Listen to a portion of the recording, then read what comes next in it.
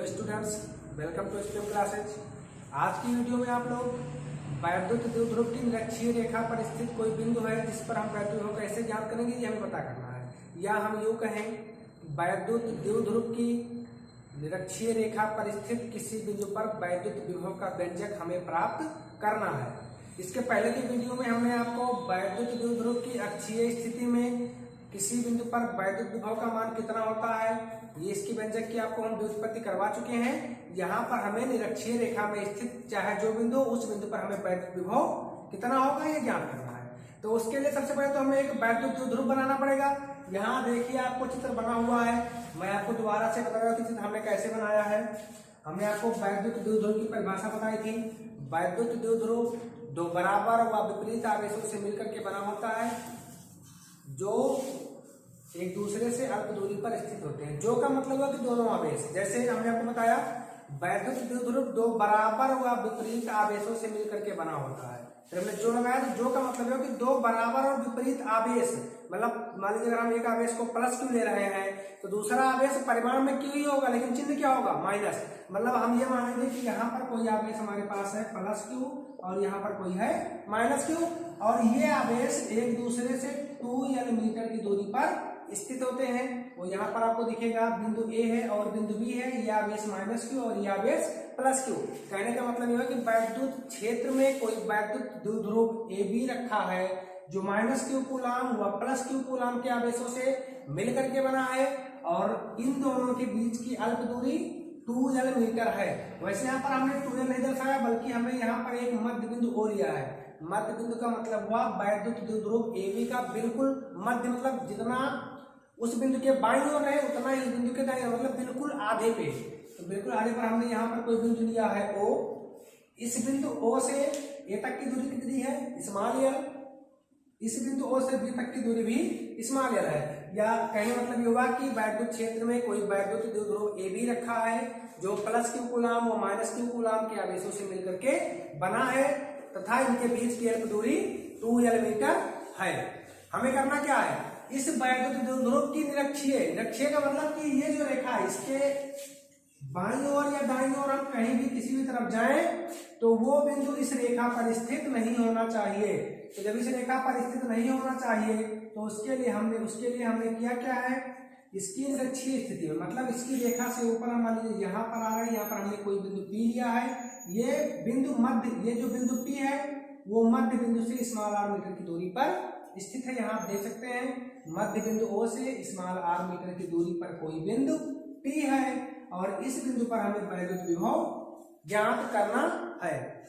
वैसे हमने आपको जब वैद्युत विभव का व्यंजक बताया था तो हमने बताया था V = 1/4πε0 और इंटू Q/। अगर माध्यम निर्वात या वायु ना हो करके कोई और माध्यम होता तो हम माध्यम का परावर्तनांक कैपिटल के यहाँ पर ऐड कर देते थे। यहाँ पर ये जो Q लिखा हुआ ये आवेश की मात्रा थी। अगर ये आवेश धनात्मक होगा तो Q होगा, और अगर ये आवेश ऋणात्मक होगा तो यहाँ पर माइनस Q लग जाएगा। और ये जो स्मॉल r लिखा हुआ है ये जिस आवेश के कारण हम वैद्युत विभव ज्ञात करते थे उस आवेश की या उस बिंदु आवेश की जिस बिंदु पर हमें वैद्युत विभव प्राप्त करना है उसके बीच तक की दूरी थी। या यहाँ आप समझ सकते हैं हमने बिंदु P पर आवेश प्राप्त करना है तो एक बार हम माइनस क्यू कूलाम आवेश से बिंदु P तक की दूरी लेंगे, एक बार प्लस क्यू कूलाम आवेश से बिंदु P तक की दूरी लेंगे। कहने का मतलब यह है कि जैसे हम प्लस क्यू कूलाम के द्वारा बिंदु P पर हमको वैद्युत विभव निकालना हो तो इस आवेश से बिंदु P तक की दूरी कितनी है ये हमें पता होनी चाहिए, और उसी दूरी को हमने स्मॉल r के द्वारा व्यक्त किया था। वैसे अगर आप चित्र में देखिए तो चित्र में कहीं भी हमें माइनस क्यू कूलाम आवेश या प्लस क्यू कूलाम आवेश से बिंदु P तक की दूरी नहीं दी गई है। तो जो हमारा सबसे पहला काम होगा वो ये होगा कि माइनस क्यू कूलाम आवेश से और प्लस क्यू कूलाम आवेश से बिंदु P कितनी दूरी पर है ये पहले हम ज्ञात करें। तो यहाँ देखिए अगर हम ये मान लें कि ये बिंदु O बिल्कुल बिंदु P बिल्कुल O के सीध में है, या हम यूँ कहें कि ये रेखा इसका लंबार्धक है, तो ये कोण और ये कोण दोनों का दोनों कोण 90 डिग्री का होगा। और अगर ये 90 डिग्री का होगा तो फिर PAO और PBO दोनों समकोण त्रिभुज बनाएंगे, और समकोण त्रिभुज जब बनाएंगे तो हमें आधार का मान पता है स्मॉल एल है, लंब का मान पता है स्मॉल आर है, और पाइथागोरस प्रमेय का उपयोग करके कर्ण अर्थात एपी की लंबाई क्या होगी ये हम निकाल सकते हैं। अब यहाँ पर अगर हम एपी की लंबाई निकाल लेंगे तो फिर हमें बीपी की लंबाई निकालने की कोई जरूरत नहीं पड़ेगी। कारण क्या है? उसका कारण ये है कि जितना मध्य बिंदु ओ से ए तक की दूरी थी उतना ही मध्य बिंदु ओ से बी तक की दूरी है, और जितना मध्य बिंदु ओ से पी तक की दूरी थी उतना ही मध्य बिंदु यहाँ प्लस क्यू आवेश के लिए भी मध्य बिंदु ओ से पी तक की दूरी है। या हम यूं कहें कि एपी और बीपी दोनों दूरियां एक दूसरे के बराबर हैं। तो चलिए अगर पहले मान लीजिए हमको एपी निकालना हो तो हम लिखेंगे त्रिभुज एपीओ में पाइथागोरस प्रमेय से कर्ण स्क्वायर मतलब एपी स्क्वायर बराबर आधार स्क्वायर, तो आधार मतलब ओ ए स्क्वायर और प्लस लंब स्क्वायर का मतलब हुआ ओपी स्क्वायर। क्योंकि हमें एपी स्क्वायर का मान पता करना है और ओ ए का मान हमारे पास यल है, स्क्वायर था तो ये स्क्वायर हो जाएगा, और ओपी का मान हमारे पास स्मॉल आर है तो ये स्मॉल आर का स्क्वायर हो जाएगा, और एपी इक्वल टू जब यहाँ से स्क्वायर हटेगा तो इस पक्ष पे रूट लग जाएगा, तो ये under root L square plus R square हो जाएगा। अब हमने बताया आपको कि एपी और बीपी दोनों क्या हैं? बराबर हैं, तो यहाँ लिखेंगे एपी बराबर बीपी, अतः एपी बराबर बीपी बराबर under root L square plus R square. ये हमें दोनों आवेशों से जिस बिंदु पर हमको वैद्युत विभव ज्ञात करना था उस बिंदु तक के बीच की दूरी हमें अब प्राप्त हो गई है। अब हम सीधे चलते हैं सॉल्यूशन में, लेकिन सॉल्यूशन के पहले इस चित्र में हमें क्या दिया हुआ है वो हमको लिखना होता है। तो मैं आपको दोबारा से बता रहा हूं, माना वैद्युत क्षेत्र में कोई वैद्युत द्विध्रुव ए बी स्थित है या रखा है जो माइनस क्यू कूलाम व प्लस क्यू कूलाम के आवेशों से मिलकर के बना है, तथा इन आवेशों के बीच की अल्प दूरी 2l मीटर है। वैद्युत आपने यहाँ देखा हमने आपको 2l बताया, लेकिन हमने लिखा है यहाँ पर स्मॉल यल है, तो उसमें हमने कुछ नहीं किया है, केवल मध्य बिंदु से एक तरफ की दूरी इधर को और मध्य बिंदु से एक तरफ की दूरी को उधर को हमने बांट दिया है। तो जब हम 2l को दो जगह बराबर बांटेंगे तो वो यल और यल आएगा। अब मध्य वैद्युत द्विध्रुव AB के मध्य बिंदु O से स्मॉल r मीटर की दूरी पर उसकी निरक्षीय स्थिति में या वैद्युत द्विध्रुव की निरक्षीय स्थिति में कोई बिंदु P है जिस पर हमें वैद्युत विभव ज्ञात करना है। यहाँ देखिए, माना कोई वैद्युत द्विध्रुव AB है जो प्लस क्यू कूलाम और माइनस क्यू कूलाम के आवेशों से मिलकर बना है, ये आपको हम बता चुके हैं, जिसके बीच की अल्प दूरी 2l मीटर है। हमने आपको बताया कि 2l को हमने दो जगह बांटा, इधर भी यल और उधर भी यल।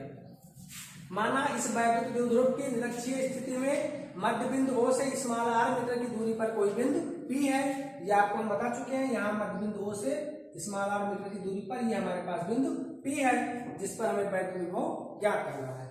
अब अगर हमें इस बिंदु पर वैद्युत विभव ज्ञात करना है तो सबसे पहले यहाँ लिखेंगे तब माइनस क्यू कूलाम आवेश के कारण बिंदु P पर वैद्युत विभव, तो ये हो जाएगा V1 बराबर 1/4 पाई एप्सिलॉन 0 इंटू Q बटा R। Q की जगह पर क्या होगा? Minus Q। क्यों? क्योंकि हमने आपको बताया था कि जब हम विभवांतर या विभव ज्ञात करेंगे तो आवेश पॉजिटिव है या नेगेटिव उसके चिन्ह को हमें साथ साथ लेकर के चलना होता है, तो ये माइनस हो जाएगा, और बटे R का मतलब हुआ बिंदु आवेश से जिस बिंदु पर हमें वैद्युत विभव ज्ञात करना है उस बिंदु तक की दूरी, और वो दूरी हमने AP की निकाली थी, कितना आया था? Root L square plus R square, तो ये हो जाएगा under root L square plus R square. या अगर हम चाहें तो इसे V1 बराबर इस माइनस को आगे आप ले लीजिए, तो ये 1/4 पाई एप्सिलॉन 0 और into Q upon under root L square plus R square. यहाँ पर देखिए एक कंडीशन हमने नहीं लिखा है, हमने यहाँ पर आपको कैपिटल K बताया था। तो अगर हम किसी ऐसे वैद्युत क्षेत्र में हमने रखा है, तो वैद्युत क्षेत्र में अगर हमने रखा है तो वैद्युत क्षेत्र में रखने के कारण उस माध्यम का कुछ न कुछ परावैद्युतांक होगा। तो जब माध्यम का कुछ न कुछ परावैद्युतांक होगा तो यहाँ पर हम कैपिटल K साथ में लेकर के चलेंगे। यदि अगर हम यहाँ पर लिख दें कि यदि माध्यम निर्वात या वायु हो तो कैपिटल के की जरूरत हमको नहीं पड़ेगी, लेकिन हमने ऐसा कुछ नहीं लिखा तो हमें कैपिटल के को साथ में लेकर के चलना पड़ेगा। उसके बाद फिर क्या करेंगे, हमने माइनस क्यू कूलम आवेश से इस बिंदु तक के विभव हमने निकाल लिया। अब प्लस क्यू कूलम के कारण इस बिंदु पर कितना विभव प्राप्त होगा वो हमें ज्ञात करना है। तो फिर लिखेंगे यहाँ पर प्लस क्यू कूलम आवेश के कारण बिंदु P पर वैद्युत विभव। तो ये हो जाएगा V2 बराबर 1/4 पाई एप्सिलॉन 0 कैपिटल के और इनटू यहाँ पर इस बार प्लस क्यू रहेगा और बीच की दूरी पहले जितनी थी उतनी अब भी है। मतलब ये हुआ कि बिंदु P पर जो माइनस क्यू के कारण हमको विभव प्राप्त होगा वो और प्लस क्यू के कारण जो हमको विभव प्राप्त होगा वो हम दोनों ज्ञात कर चुके हैं। इसके बाद हमने इसको आपको इसके पहले की वीडियो में बताया था कि वैद्युत विभव जब हम ज्ञात करते हैं तो हमें दिशा से कोई मतलब नहीं होता, दिशा से कोई मतलब नहीं होता। इसका मतलब ये हुआ कि वैद्युत विभव एक अदिश राशि है। तो हम क्या करेंगे, जब हमको बिंदु P पर संपूर्ण विभव अर्थात A और B के द्वारा प्राप्त होने वाला जब कुल विभव हमको ज्ञात करना होगा तो हम यहाँ पर प्राप्त इस बिंदु आवेश के कारण प्राप्त विभव और इस बिंदु आवेश के कारण मिलने वाले विभव का हम योगफल ज्ञात करेंगे। तो लिखेंगे अतः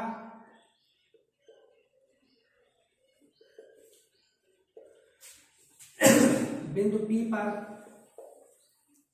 कुल विभव B = B1 प्लस B2 या B = B1 का मान है -1/4 पाई एप्सिलॉन 0 कैपिटल के और इंटू Q अपान √L² प्लस R² और फिर प्लस B2 का मान है 1/4 पाई एप्सिलॉन 0 कैपिटल के और इंटू Q अपान √R² प्लस L²। अब यहाँ अगर आप देखिए तो ये दोनों के दोनों मान बिल्कुल एक जैसे ही लिखे हुए हैं। दोनों में सिर्फ इतना परिवर्तन है कि ये एक पॉजिटिव में है और दूसरा नेगेटिव में। तो जब पूरे के पूरे मान एक जैसे हैं, दोनों के चिन्ह अलग अलग हैं, तो ये दोनों कट करके क्या हो जाएंगे, शून्य। अर्थात B = हमको प्राप्त होगा 0। B बराबर 0। इसका मतलब ये हुआ कि वैद्युत द्विध्रुव की निरक्षीय स्थिति में वैद्युत विभव का मान शून्य होता है। ये आपको याद रखना है। कभी कभी बोर्ड पेपर में बहुविकल्पीय प्रश्न में आता है कि वैद्युत द्विध्रुव की निरक्षीय स्थिति में वैद्युत विभव का मान कितना होता है, तो वहां पर आप बिना किसी हिचकिचाहट के सीधे आप लिखिएगा कि वैद्युत विभव का मान वैद्युत द्विध्रुव की निरक्षीय स्थिति में शून्य होता है। अगर आपको इस पूरे वीडियो में कहीं दिक्कत होगी तो आप नीचे कमेंट कर सकते हैं, अगले वीडियो में आपकी वो समस्या दूर की जाएगी।